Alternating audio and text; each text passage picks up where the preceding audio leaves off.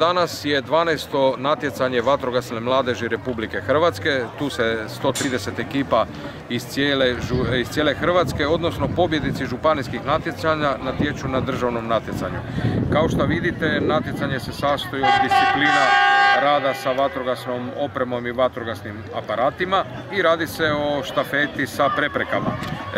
Discipline se vrijednuju ko će brže sa što manje grešaka i kao što vidite, lijepo vrijeme nas je poslužilo, uvjeti su idealni, stadion Uljanika.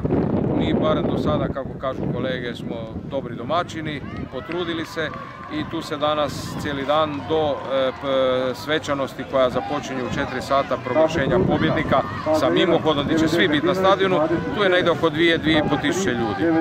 Odmah bi najavio sljedeću subotu gdje imamo 7. natjecanje odraslih vatrogasaca gdje će biti 270 ekipa, znači to je 3000 takmičara plus gosti, svi koji će se vrtiti oko 3,5 do 4 tisuće ljudi. To su natjecanja, ovo završava sa državnim, a odrasli drugi tjedan stječu pravo prvaci natječana na vatrogasnoj olimpijadi Međunarodne vatrogasne organizacije. To su uzrasti mladež muški i ženski od 12 do 16 godina. Znači u 12 do 16 godina i oni se natječu ravnopravno u tim kategorijama, normalno svaki u svojoj kategoriji.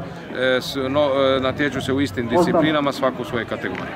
To su vam, evo, kao što vidite, puno mladih i to je ono na čemu posebno dajemo pažnju, jer mladi su budućnost i dobrovoljnih vatrogasnih društava i vatrogastva.